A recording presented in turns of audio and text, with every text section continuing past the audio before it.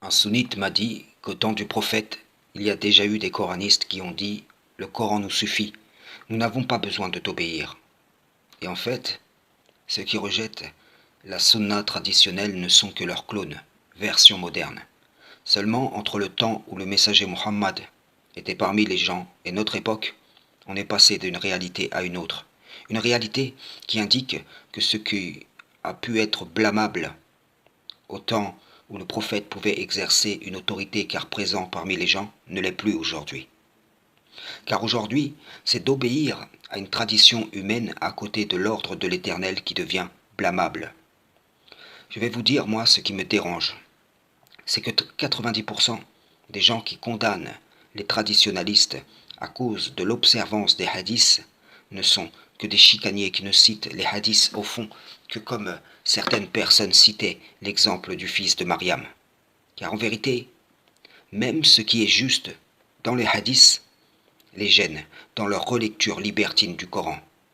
De sorte que, sur le dos d'une vérité, la majorité du temps, ceux qui les écoutent basculent d'un mensonge à un autre. Je vais utiliser des clichés, mais ceux-ci reflètent bien l'état d'esprit de ces gens. Ils disent « Allah n'a pas interdit la musique ». Puis, ils mélangent les versets du livre avec du Tupac. Ils disent « Allah n'a pas interdit le vin, les intoxicants ». Puis, ils prêchent la parole sous l'influence de ce qui enivre. Allah n'a pas commandé le voile, et ils en oublient même la pudeur. Et je vous le dis, ces traits comportementaux sont les premiers freins à ce que les traditionalistes sensés se remettent en question au sujet de la tradition. Voyez-vous, quand je dénonce que le diable excite tous ceux qui ont rejeté celui qui est à l'origine de l'appel du retour au culte pur en la personne de Rachad Khalifa, que ceux-ci ne sont que des gens dominés via lesquels est forgé un recouvrement de la vérité, on me condamne. Les rejeteurs, devenant plus nombreux que ceux qui ont accepté, le diable banni joue de l'effet de la majorité face à la minorité. Vous l'avez tous vu.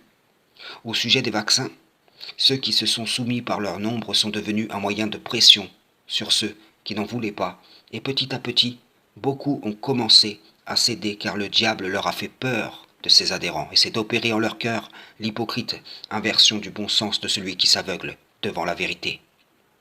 De même, au niveau de la foi, petit à petit, beaucoup de gens, même la majorité, qui ont cru en Rachad Khalifa, sont devenus des coranistes même s'ils le nient. Ils sont parmi eux, ils sont comme eux. La position de résistance devenant trop inconfortable, ils ont commencé à se dire au fond, ceux-ci rejettent les hadiths comme nous, ceux-ci prêchent un retour au Coran comme nous, au fond. Le rejet de Rachad Khalifa est secondaire. Oubliant qu'Allah, ses messagers et les croyants suffisent comme soutien, oubliant que, pour Allah, ceux qui agissent ainsi sont des infidèles. Le non-vacciné, non affermi, a commencé à se dire « je ne pourrai plus faire ceci et cela », jusqu'au point où il a accepté. De la même façon, ces gens se sont dit « si je reste fidèle, je ne pourrai même plus échanger avec les coranistes via cette pseudo-fraternité qui nous lie ». Et ils se sont corrompus. Ils marchent avec la flétrissure de la corruption en se disant « qui m'a vu ?» Allah t'a vu. Il connaît la trahison des cœurs. Et nous t'avons vu aussi. Et Allah suffit comme témoin.